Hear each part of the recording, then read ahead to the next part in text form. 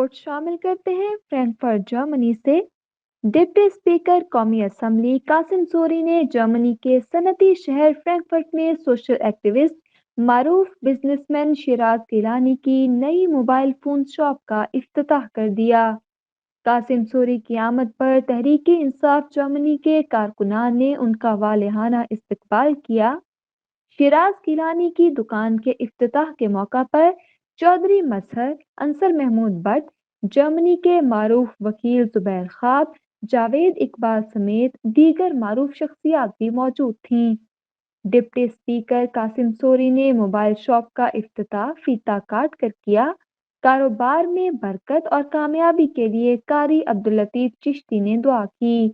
اس موقع پر Pakistan Peoples party Germany کی مشہور سماجی شخصیت طفیل حسین بٹ نے عمران خان کی قیادت پر اعتماد کا اظہار کرتے ہوئے تحریک انصاف میں شمولیت کا اعلان کیا۔